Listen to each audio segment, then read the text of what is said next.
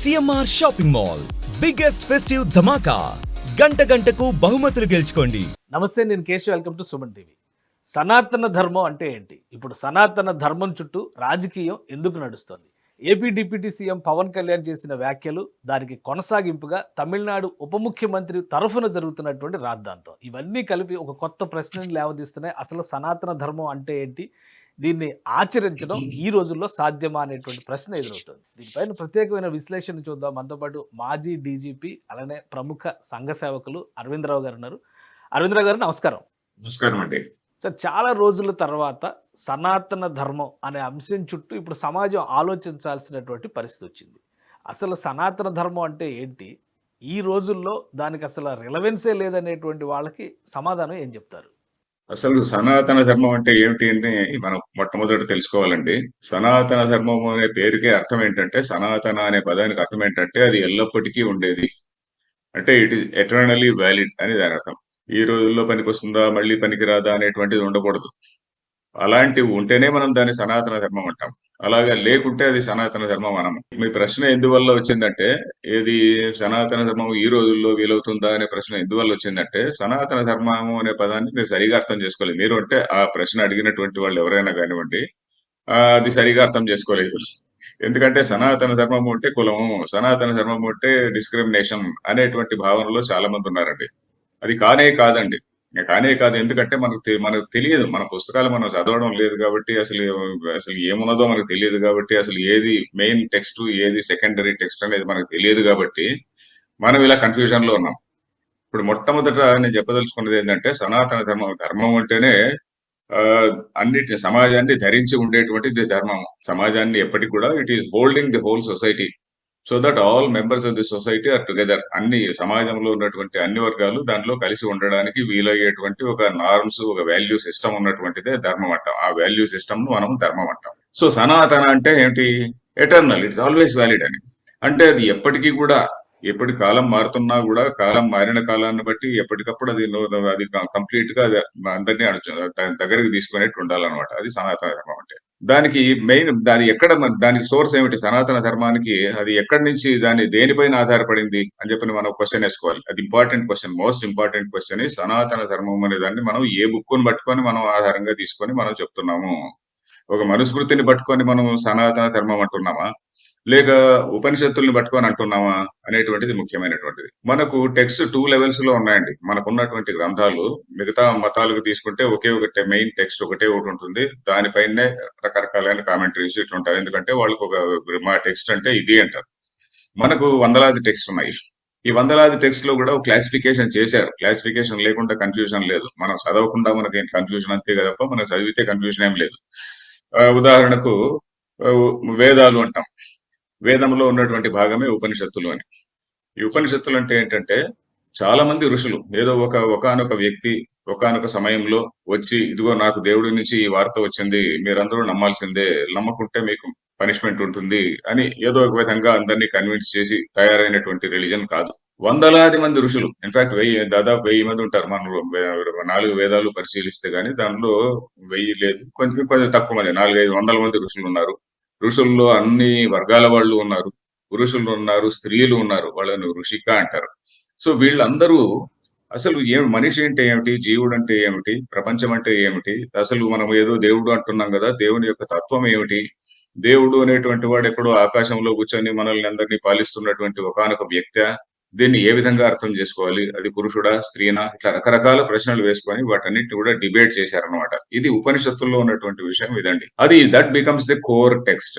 అది మనకు ఉన్నటువంటి, దాన్ని ఏమంటారంటే శృతి అంటారు. శృతి అని ఎందుకు అంటారంటే, ఇవన్నీ నేరుగా వాళ్ళందరూ ఋషులు తపస్సు చేసుకున్నప్పుడు, వాళ్ళు మెడిటేషన్ లో ఉన్నప్పుడు, ఆ కాంటెంప్లేషన్ లో వాళ్ళకు వినిపించినటువంటి వాక్కులు అని చెప్పని వాళ్ళు నమ్ముతారు. మనం నమ్మితే నమ్మచ్చు, లేకుంటే లేదు.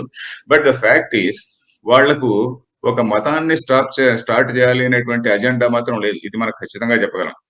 అది వాళ్ళకి నిజంగా దేవుడి వాక్కుగా వినపడిందా? దేవుడి వాక్కు కాదు, వాళ్ళ రెవల్యూషన్ అంటాం. దేవుడి వాక్ అనే కాదు. వాళ్ళు మెడిటేషన్ లో ఉన్నప్పుడు వాళ్ళ మనసులో తోచినటువంటి సత్యాలు అనుకోండి. It is a more easier way of saying. So దాన్ని మనం తపస్సుల వల్ల వచ్చింది లేదు, అది ఇది మనం నమ్మితే నమ్మచ్చు, లేకుంటే లేదు. బట్ వాళ్ళకు రిలీజన్ మనం స్టార్ట్ చేయాలి. మనం ఏదో ఒక సామ్రాజ్యాన్ని ఏర్పాటు చేయాలి. ఆ రిలీజన్ ఆధారంగా తీసుకొని మనం సామ్రాజ్యాన్ని ఏర్పాటు చేయాలి. ఇట్లాంటి అజెండా లేనే లేదు. కేవలం సత్యం ఏమిటి అని తెలుసుకోవాల్సినటువంటి అజెండా ఉన్నది. సో అందుకని వాళ్ళు ఏం చెప్పారంటే అసలు దేవుడు అనేటువంటి దాన్ని ఒక వ్యక్తి కాదు అని చెప్పని అన్నారు. మొట్టమొదట మనం తెలుసుకోవాల్సింది ఏంటంటే దేవుడు అనేటువంటిది ఒక వ్యక్తే కాదు. అది ఒకానొక శుద్ధ చైతన్య స్వరూపం అని చెప్పారు. ఆ చైతన్య స్వరూపంలో నువ్వు ఏ రూపాన్నైనా నువ్వు భావించుకో. ఏ పేరైనా ఇవ్వు.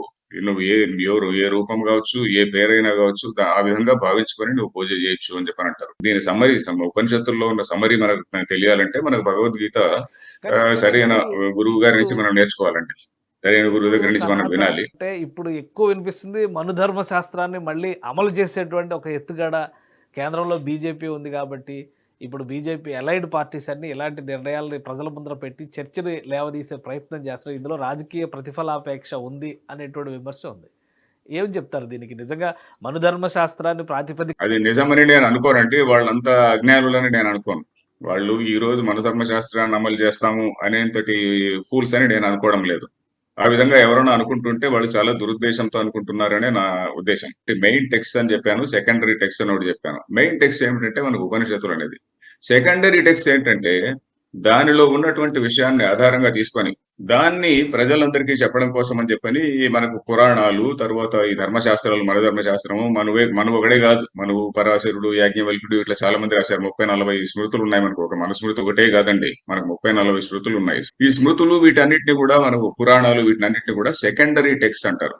దానికి పేరు వచ్చి స్మృతి. శృతి అండ్ స్మృతి అనే 2 పేర్లు మనం గుర్తుపెట్టుకోవాలండి. ఎవరైనా కానీ దయచేసి మనం గుర్తుపెట్టుకోవాల్సింది ఏంటంటే శృతి అంటే మనకు ఉపనిషత్తులలో ఆ మునులు తపస్సు చేస్తుండగా వాళ్ళకు వచ్చినటువంటి సత్యాలు, వాళ్ళ మనసుల్లో ఏర్పడినటువంటి సత్యాలు. తర్వాత స్మృతి అంటే ఏమిటంటే దాన్ని ఆధారంగా తీసుకొని, ఉపనిషత్తుల్ని ఆధారంగా తీసుకొని తర్వాత వచ్చినటువంటి వాళ్ళు సమాజాన్ని ఒక కట్టుదిట్టం చేయడానికి, సమాజాన్ని రెగ్యులేట్ చేయడానికి అనుకోండి, ఒక కొన్ని నార్మ్స్ వాళ్ళు రాశారనమాట. అది స్మృతి. మనకును మిగతా మతాలకు తేడా ఏంటంటే మిగతా మతాల్లో దేవుడే చెప్తాడు. నువ్వు ఈ విధంగా చేయాలి, నువ్వు ఈ విధంగా చేయాలి, నువ్వు ఈ విధంగా చేయాలి అని దేవుడే చెప్తాడు. ఈవెన్ మారల్ కోడ్ కూడా దేవుడే చెప్తాడు. కానీ మన దగ్గర మారల్ కోడ్ ఎక్కడా దేవుడు చెప్పలేదండి. దేవుడు చెప్పినది లేనే లేదు ఎక్కడ కూడా. కేవలము ఆ ఋషులు చెప్పినటువంటి విషయమే. ఋషులు మన స్మృతుల్లో చెప్పినటువంటి విషయము, లేకుంటే పురాణాలు, ఇతిహాసాల్లో చెప్పినటువంటి విషయము. కృష్ణుడు చెప్పాడు కదా అని ప్రశ్న రావచ్చు. కృష్ణుడు కూడా ఏమిటి ఒక అవతార పురుషుడిగా చెప్తున్నాడు అంతే.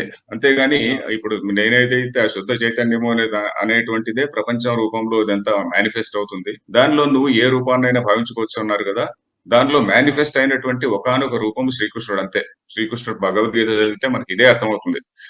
కాబట్టి దాన్ని ఆ శ్రీకృష్ణుడు నేను అని ఎప్పుడైతే చెప్తున్నాడో, నేను అంటే ఏమిటంటే ఆయనకి ఆ శుద్ధ చైతన్యానికి రెఫర్ చేస్తున్నాడు. నేను అంటే నేను ఫలానా వ్యక్తి, వసుదేవుని కొడుకు అని చెప్పుకోవడం లేదు. సో ఇప్పుడు మనుస్మృతిని వీళ్ళందరూ ఇంప్లిమెంట్ చేయడానికి ప్రయత్నిస్తున్నారు అని అనుకోవడము అది నా దృష్టిలో తప్పుడు అలిగేషన్ అండి. ఎందుకంటే వాళ్ళు కూడా మనుస్మృతిని ఇంప్లిమెంట్ చేయాలి అనేటువంటి మూర్ఖులు కానే కాదు అని నేను గ్యారెంటీగా రాసి ఇవ్వగలను. ఎందుకంటే మనుస్మృతిని ఈ రోజు ఇంప్లిమెంట్ చేస్తానని ఏ ఫూల్ అంటాడండి?